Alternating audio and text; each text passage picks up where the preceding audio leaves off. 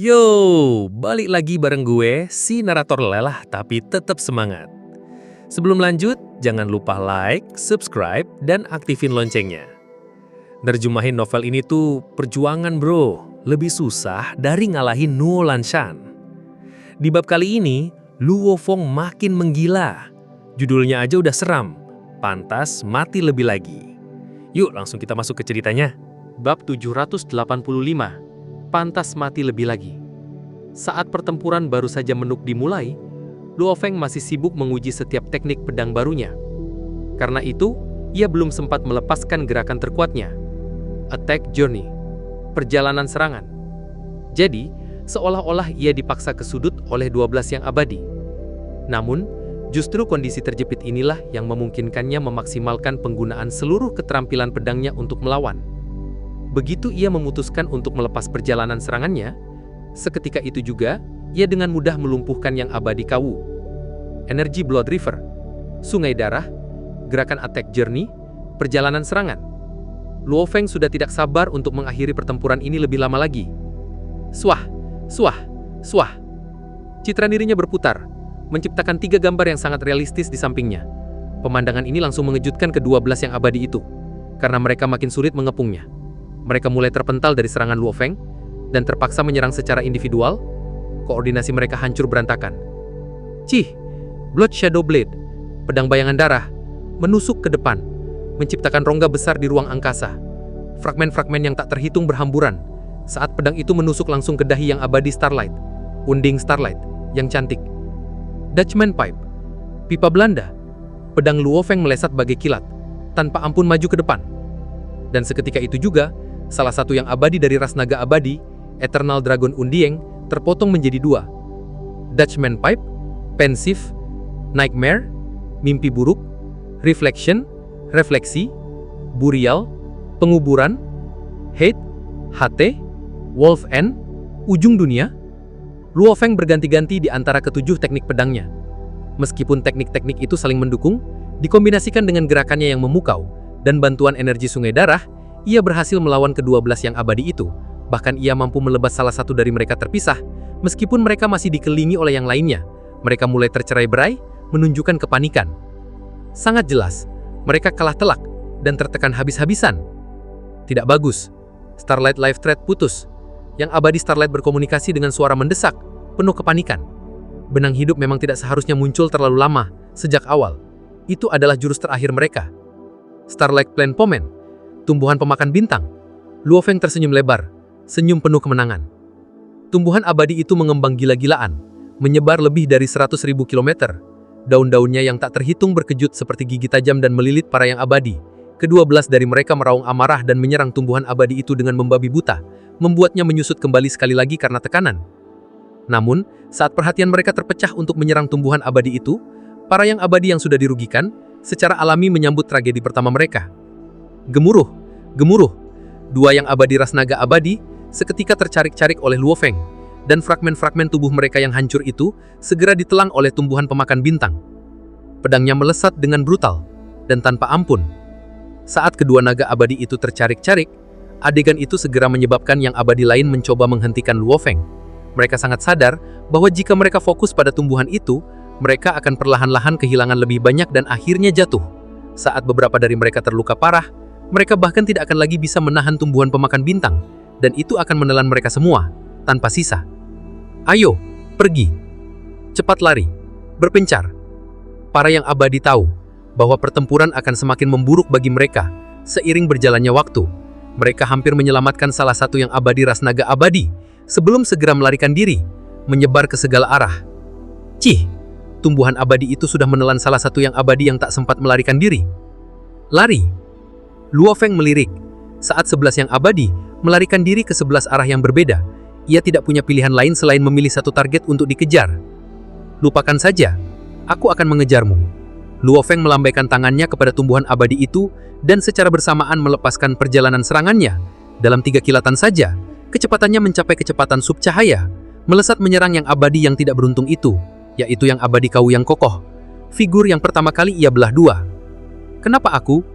Yang abadi Kawu, Longso, penuh amarah bercampur kekhawatiran yang mendalam. Berhenti di sana. Luo Feng memperluas world projection-nya. Proyeksi apa ini? Sebuah internal world projection. Iya, itu adalah proyeksi dunia internalnya yang dipancarkan keluar. Penguasa sektor normal dapat memperluas proyeksi mereka hingga sekitar 10.000 km. Proyeksi Luo Feng pada batas terbesarnya, bagaimanapun mampu mencapai 90 juta kilometer. Namun jika ia melakukannya, itu akan sama saja dengan menyiarkan kepada semua orang bahwa dunia internalku memiliki diameter 90 juta kilometer, sesuatu yang tidak boleh diketahui orang lain. Oleh karena itu, ia tidak akan pernah melakukannya. Bagaimanapun, yang abadi kau, yang Longso ia hadapi hanya beberapa ratus ribu kilometer darinya, sudah cukup dekat. Berhenti di sana, Luo Feng melepaskan world projection-nya. Itu seketika menelan yang abadi kau, yang Longso. World projection, proyeksi dunia. Longso terkejut. Ia merasakan kekuatan begitu kuat mengepunginya. Ia masih bisa terbang, tetapi kecepatannya jelas menurun drastis, sementara tumbuhan abadi dengan cepat menyusul dari belakang. Wah, tumbuhan abadi itu kembali mekar, dengan daun emas yang tak terhitung, menutupi seluruh area. Secara alami itu juga menelan yang abadi Longso seperlumnya. Dengan giginya yang tak terhitung di sekitarnya, ia membuat Longso mengayunkan palu petirnya dengan gila-gilaan. Gemuruh. Daun-daun itu dengan kokoh menahan setiap serangannya. So, daun emas itu secara otomatis membuka jalan, dan Luo Feng masuk, muncul dengan cepat di hadapan yang abadi yang tinggi dan kokoh itu. Manusia, Longsuo terkejut dan marah, tetapi ia tahu ini sudah berakhir. Kau tidak bisa membunuhku, kau tidak bisa membunuhku. Yang abadi Kau mengeluarkan suara khawatir dan kesakitan, menyebabkan ruang di sekitarnya bergetar. Kau tidak bisa membunuhku? Lo Feng tersenyum dingin. Beri aku alasan. Apakah kau seorang murid atau kerabat kesatria Kau? Apakah aku akan dihukum jika aku membunuhmu? Sepertinya tidak. Jika kau punya latar belakang, kau tidak mungkin tidak punya harta sama sekali. Aku... Longsuo melaung mendesak. Yang abadi tingkat pejabat yang kau sebut, Boulder, adalah seniorku. Boulder dari 12 pejabat Kau, dia seniormu. Lo Feng mencemooh. Memang ada yang abadi pejabat Kau terkenal bernama Boulder. Sangat bagus. Sangat-sangat bagus. Lo Feng mengangguk. Mata Longsuo memiliki sedikit harapan. Meskipun ia sangat besar dan manusia di hadapannya hanyalah setitik, tetapi ia jelas bahwa setitik kecil ini memiliki kekuatan yang cukup untuk membunuhnya dengan mudah. Kalau begitu kau pantas mati lebih lagi. Lo Feng berkelibat dan pedang bayangan darahnya menebas ruang meninggalkan sobekan besar di angkasa. Aum! Proyeksi Bisgat muncul. Cakarnya seolah menyatu dengan sempurna dengan bilahnya saat ia melewati Longsuo, menyebabkan ia melaung putus asa. Saat bilah itu mencangkainya, ia ingin menghancurkan diri, tetapi tubuhnya seketika hancur berkeping-keping sebelum itu bisa terjadi. Penghancuran dirinya secara alami menggagalkan karena daun kemas tak terhitung jumlahnya dengan cepat menelan fragmen batu tak terhitung jumlahnya. Terdapat istana kuno di gurun yang membakar di Mist Island. Tidak ada yang tahu kapan sebenarnya itu dibangun. Yang abadi Kau yang megah setinggi 12 meter sedang duduk di singgasana. Ia adalah salah satu dari 12 pejabat Pulau Kabut. Fen Ya juga dikenal oleh yang abadi manusia sebagai Boulder. Di Pulau Kabut, ia adalah salah satu yang terkuat. Ia tiba-tiba menerima sinyal bahaya dari adik kecilnya Longsuo. Longsuo, yang abadi Kau ini berdiri tegak secara tiba-tiba. Namun segera setelah itu ia menerima pesan. Itu penguasa sektor pemakan sektor bintang. Balas dendamku. Setelah itu tidak ada sinyal lagi tanpa peduli bagaimana ia mencoba menghubunginya. Longsuo sudah mati. Mata Fendia dipenuhi amarah. Penguasa sektor pemakan bintang. Penguasa sektor pemakan bintang. Manusia, aku ingin kau mati. Aku ingin kau mati. Ia melaung dan itu bergema di seluruh istana. Ia sangat marah. Meskipun mereka bukan saudara-saudara, mereka berdua berasal dari suku yang sama. Dan hanya satu anggota klan Kauwo dari generasi yang sama yang menjadi abadi bersamanya, yaitu Longsuo. Oleh karena itu, keduanya secara alami menjelajah bersama dan mereka berdua menerima perintah dari ras atasan mencapai wilayah klan serangga dan memasuki perang wilayah luar tambahan. Di Pulau Kabut, Fenya tidak terkalahkan. Longsuo mengikuti di belakangnya dengan cermat. Oleh karena itu, Fenya membiarkan Longsuo bergabung dengan tim-timnya lain. Penguasa sektor pemakan sektor bintang. Fenya menggertakkan giginya. Tumbuhan pemakan sektor bintang abadi. Itu mungkin menakutkan para jenderal. Namun tumbuhan pemakan sektor bintang 100 sulir bahkan tidak mengganggu yang abadi tingkat pejabat sejati. Kau harus mati. Kau pasti akan mati. Ia melaung, tiba-tiba matanya berkilau. Jejak spirit. Itu milikku. Aku memberikan barang kepada Long Suo, dan sekarang ia mati. Apakah manusia itu benar-benar akan membawanya bersamanya? Jika ia berani, dia benar-benar mencari kematian.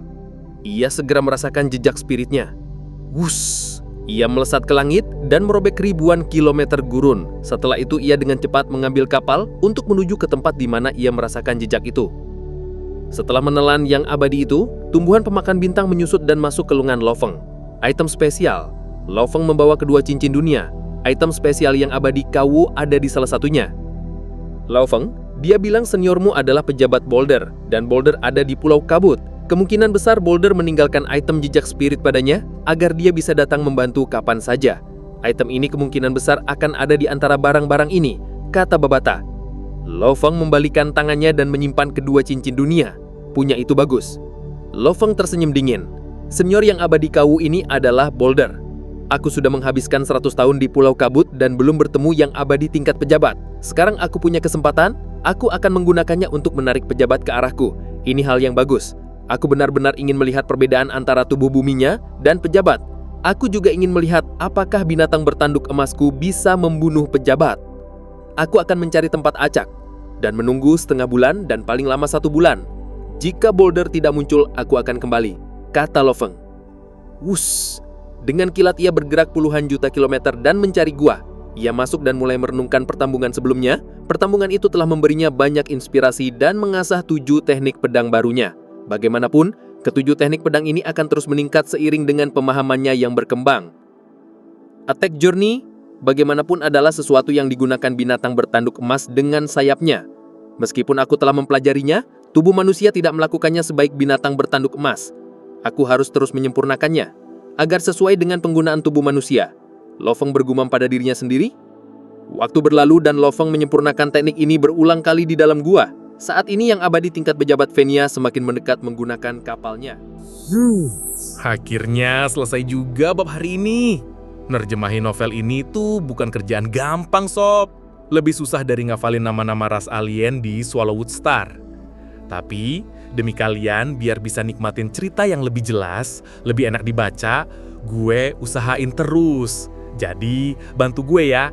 Klik like, pencet subscribe, dan aktifin loncengnya. Biar gue makin semangat, meskipun ngantuk dan kopi udah habis. Oke, sampai jumpa di bab selanjutnya, bab 786. Luo Feng makin gila atau malah kena batunya? Gue si narator lelah tapi semangat, pamit dulu. Dah.